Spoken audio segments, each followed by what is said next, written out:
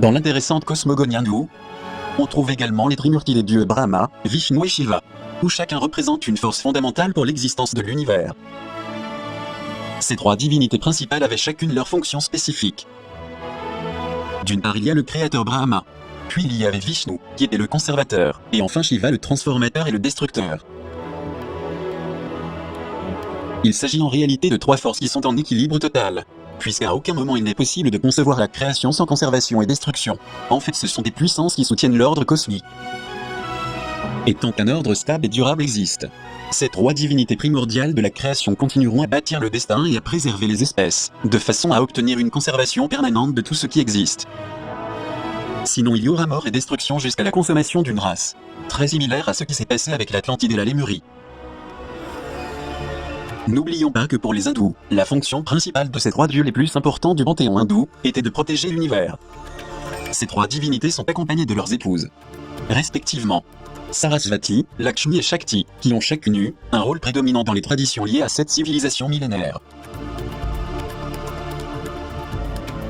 Au sein de leur rôle fondamental, elles ont chacune une caractéristique très spécifique. Sarasvati est la déesse protectrice de la connaissance, de l'harmonie et de la tempérance. Lakshmi a la noble fonction d'être une divinité étroitement liée à la beauté, à l'abondance et à la chance. Et enfin, la déesse Shakti Parvati est une divinité qui représente le principe féminin universel. L'amour est la force de transformation et de régénération. Elle est toujours accompagnée de son époux divin, le dieu Shiva, dans des tâches similaires. C'est pour cette raison que la déesse Shakti peut apparaître comme son mari, sous un aspect très sévère.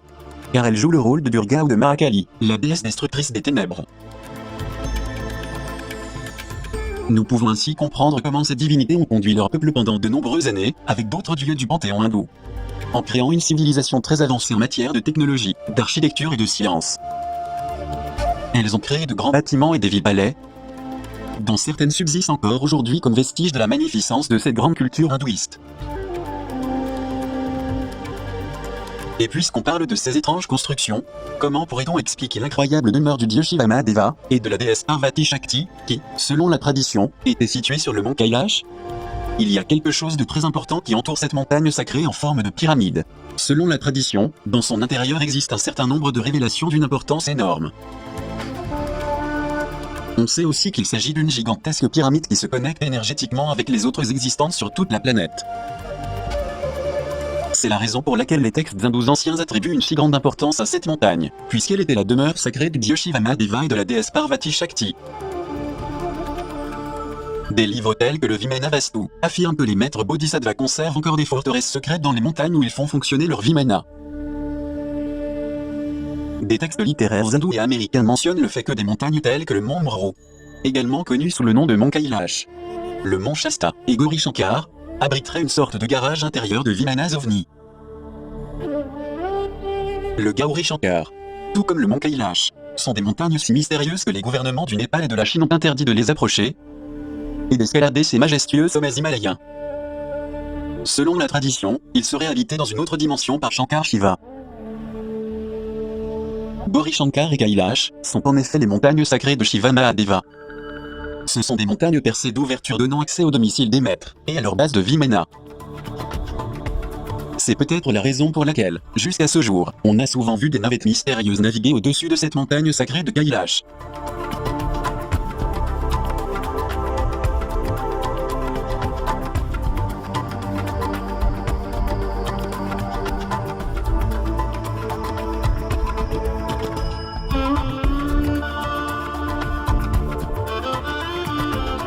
Bien que le mont Kailash soit situé près de Rishikesh en Inde, à la source du Gange, et qu'il soit actuellement détenu par la Chine, c'est en réalité une montagne très visible qui se dresse toute seule, souvent mise en valeur par la neige avec la principale chaîne de montagnes de l'Himalaya. On a toujours su que cette montagne était la demeure du dieu Shiva Mahadeva et de sa femme Parvati Shakti. Tous ces dieux, leurs enfants ainsi que les autres divinités qui les accompagnaient, ont pu transmettre un savoir énorme qui a été inscrit dans plusieurs ouvrages qui ont perduré jusqu'à aujourd'hui. On a découvert aussi que de nombreux peuples répartis sur toute la planète établissaient leur construction en suivant une série d'alignements vers les 4 points cardinaux de la Terre et connectés vers le cosmos. C'est pourquoi leurs villes étaient considérées comme des villes stellaires.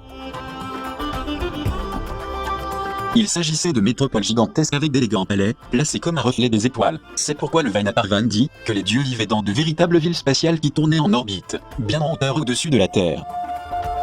Le Vainaparvan n'est pas le seul à nous parler de villes spatiales. On en parle également dans le Ramayana, un ouvrage attribué au sage Valmiki, ainsi que dans le volume de Dronaparva, où on nous explique comment 3 villes spatiales merveilleusement construites font le tour de la Terre.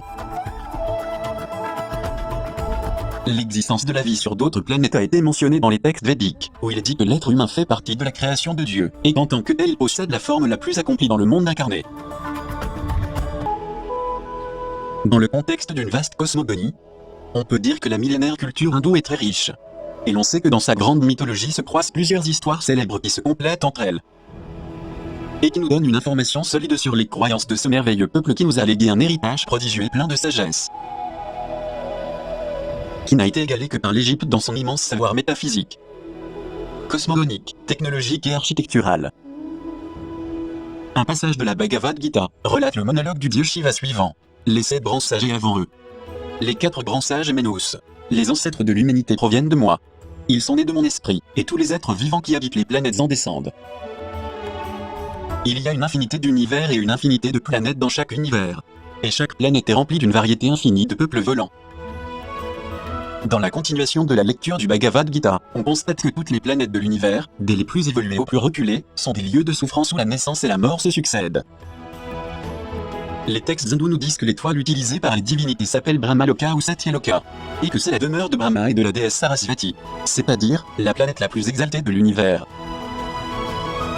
Le Vishnuloka est la demeure céleste du dieu Vishnu et de la déesse Lakshmi. Le Shivaloka est le foyer du dieu Shiva Mahadeva et de la déesse Parvati Shakti. Ce sont des résidences sublimes qui appartiennent au plan céleste et se situent dans des dimensions subtiles, reliées à la montagne Kailash. Aussi fantastique que cela puisse paraître, les textes orientaux nous apprennent que le cours du temps change en fonction de l'emplacement de la planète en question. Que la longueur du jour et de la nuit ainsi que les mois et les années diffèrent pour les divers corps célestes, planètes et étoiles. Les textes sacrés hindous précisent également l'existence de dimensions spirituelles situées au-delà de ce monde matériel. La Bhagavad Gita nous dit aussi que dans les régions multidimensionnelles, il existe le concept d'éternité, où les différents univers jusqu'à l'homme coexistent dans un plan spirituel, où tout est éternel et atemporel. Dans le livre Vimanavatu, il est décrit que la splendeur des diverses demeures célestes des Devas est le fruit de leur mérite selon leurs œuvres accomplies, et qu'ils y ont passé leur temps dans une béatitude suprême. Ces adeptes des bonnes œuvres résident dans des palais mobiles qui peuvent se déplacer d'un endroit à l'autre, pour que les Devas puissent accomplir leurs actions bienveillantes. Quant au Vimanavatu, il nous montre comment les Devas se déplacent au moyen de gigantesques palais mobiles qui vont d'un endroit à l'autre. Ce sont des êtres célestes bienfaisants, se trouvant parmi eux des scientifiques, des ingénieurs et des philosophes, qui connaissent le secret pour voler à travers l'univers en appliquant l'énergie infinie du point zéro. Lors de leurs voyages spatiaux, détendus dans leur siège, ils consomment le nectar des dieux, le soma, la mystérieuse boisson divine de l'immortalité. Avec leur vimana, ils se dirigent vers différentes destinations et nouent des relations bienveillantes avec leurs humanités. Les vimanas sont historiquement décrits comme des palais avec des colonnes se déplaçant dans l'espace. Des demeures de bonheur suprême qui étaient le fruit de l'accomplissement de leurs devoirs spirituels. Si les divinités indiennes ont un lien profond avec notre planète et avec les autres mondes habités, il est également intéressant d'observer comment leur séjour sur Terre se passait souvent dans de véritables cités volantes. Des constructions aux proportions colossales, qui d'après nos connaissances étaient des vimanas, mais en plus grand. Souvent, ces vimanas sont décrits comme des éléments intégrés dans le même soma ou soba, où entraient et sortaient d'autres peuples volants, attachés à d'autres divinités comme Indra, Brahma, Rudra, Yama, Kuvra, Varuna et bien d'autres. Ces cités ou villages se déplaçaient dans le ciel, des navires géants aussi brillants que l'argent remplis de tous les conforts, ainsi que d'armes et de munitions pour leur protection.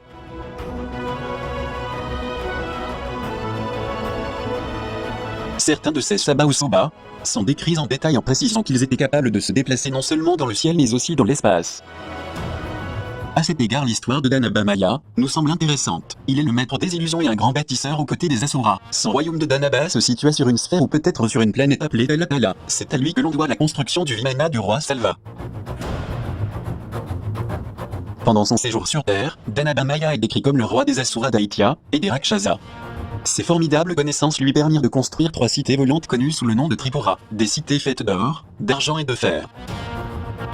Dans le Sabha Parva, nous trouvons une description de Tripura, où l'on dit que la cité pouvait non seulement se déplacer dans le ciel, mais aussi graviter sur ce que nous pourrions définir comme une orbite géostationnaire autour de la Terre, avec des portes qui pouvaient donner l'accès à un petit char volant. La grandeur et la force de ces 3 royaumes ont permis à Maya de dominer le monde pendant longtemps. Mais à cause de sa nature impie et de son scepticisme envers les dieux, Shiva, le destructeur des mondes, détruisit les 3 cités les faisant tomber dans les mers occidentales, comme une grande torche de feu dans un grand fracas. L'ancienne tradition indienne raconte qu'avant l'an 3000 avant Jésus-Christ, les cités volantes étaient innombrables dans les sagas épiques et dans les textes religieux. Et que Hiranyapura, la ville dorée, avait été transformée en forteresse comme beaucoup de ses sœurs. Ce qui avait permis aux démons Asura de résister à toutes les attaques des divinités. Or Matali, voulant abattre ce char cité volant et mettre fin à la domination des démons, demanda au courageux Arjuna, l'un des personnages principaux du Mahabharata, de détruire la forteresse spatiale. C'est alors qu'Arjuna, un brave guerrier, s'est dirigé dans son char vers ces fortifications spatiales, enflammant par son intervention la colère des démons et provoquant une terrible bataille qui s'est terminée par la destruction d'Hiranyapura. Vayasi, Gaganakara, Okekara étaient les noms donnés par le Vena-Parva, le 3e livre du Mahabharata, aux forteresses des divinités érigées contre les attaques des peuples volants qui se déplaçaient dans le ciel et dans l'espace. Le professeur Dekakanjilal parle des récits de Soba, recueillis dans la Matsya Purana. Derrière la légende, il y a une vérité scientifique, selon laquelle 3 bases aériennes ont été construites et utilisées par des êtres étranges. L'une était en orbite stationnaire, une autre se déplaçait dans le ciel, et la 3e était stationnée en permanence à la surface de la Terre. Elles étaient semblables aux stations spatiales modernes, et accessibles à un moment donné à partir d'une latitude et d'une longitude prédéterminée. La flèche de Rudra Shiva, semblable à un missile lancé depuis un satellite en orbite, réussit à les faire sombrer dans l'océan Indien. Cette citation met en lumière plusieurs faits importants. Il est connu que l'univers possède une immense réserve de vie, même très évoluée. Alors que l'homme dans son ignorance s'est toujours considéré le seul être pensant et intelligent de la galaxie. On trouve des références répétées dans les textes sanskrits, ainsi que dans le Mahabharata, où il est explicitement fait mention d'une ancienne lignée de sages, dont on dit qu'ils étaient très liés à cette étoile placée dans le ciel du Nord. Ce sont les étoiles qui forment la grande constellation circumpolaire de la Grande Ourse ou Grand Chariot.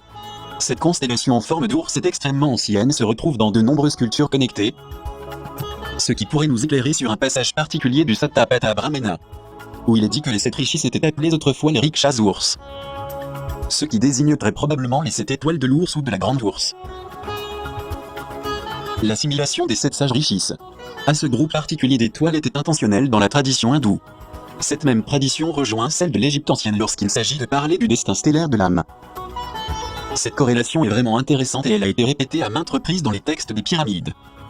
Si dans cette vie votre esprit s'est perfectionné, au moment de la mort il sera transformé en une étoile dans le ciel. Pour les anciens Égyptiens, 2 régions du ciel jouissaient d'un énorme prestige pour ce qui était de la renaissance stellaire, à savoir, la région de la constellation d'Orion dans le ciel du sud, et la région des étoiles circumpolaires impérissables. À cet égard on trouve une description éloquente dans le texte des pyramides qui dit « Lève-toi pour voyager en compagnie des esprits, traverse le ciel et prends ta demeure au sein des étoiles éternelles. » Puis à propos d'une destination menant vers Orion elle dit « Ô roi, tu es cette grande étoile, la compagne d'Orion qui traverse le ciel avec Orion. » Ainsi, les 7 sages rishis qui sont mentionnés dans l'Inde ancienne ont de fortes chances d'avoir leur domicile stellaire au sein de la Grande Ourse dans la région circumpolaire du ciel, là où les pharaons égyptiens prétendaient aller. On sait aussi par le Ramayana et le Mahabharata qu'un sage du nom Visvamitra aurait transféré dans le ciel sous sa forme corporelle un roi de l'Inde ancienne nommé Trisanku, où il brille maintenant comme la constellation d'Orion. Une autre constellation de grande importance pour la civilisation hindoue est celle des Pléiades. Elles ont un lien direct avec leur civilisation, tout comme pour les Égyptiens avec la déesse Hathor et les 7 vaches sacrées.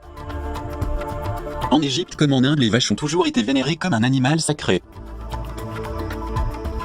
Les Pléiades sont aussi étroitement liées aux célébrations de Diwali, la fête des lumières en sanskrit, qui sont célébrées pendant 5 jours. Nous parlons de grandes commémorations cosmiques culturelles créées en honneur des 7 sœurs Kritikas. D'où tire son nom Kartikeya, fils de Shiva et de la déesse Parvati, qui apparaît dans de nombreuses histoires comme un enfant des Pléiades. Des traditions racontent que Kartikeya était appelé le chaste adolescent Kumara, étant donné qu'il est resté jeune pour toujours, et qu'il a été conçu suite à des pratiques ascétiques et des méditations profondes du dieu Shiva et de la déesse Parvati, pour être ensuite éduqué par des êtres des Pléiades. C'est pourquoi il reçoit également le nom du fils des Pléiades, devenant plus tard un haut commandant de l'armée du dieu Shiva avec son frère Ganesh, et les guerriers Dana, qui sont venus à bout du démon Asura Taraka. De la même manière, le Chandogya Upanishad, et surtout le Shiva Purana, le Ramayana et le Mahabharata l'identifient à Sanat Kumara, l'éternel adolescent vêtu de rouge, portant un arc et des flèches, une épée et une hache, en même temps qu'il chevauche un pan. La longue histoire des siècles nous dit que le jour où le Diwali a commencé, la déesse Parvati jouait au dé avec son mari Shiva, dans la détente et la joie. Tout en jouant dans sa demeure céleste du Kailash, elle a déclaré que quiconque faisait de même pendant la nuit où cette célébration annuelle a lieu, prospérait pendant l'année suivante. Et évidemment, cela a un sens figuré associé à la simplicité, à la solidarité et à la famille.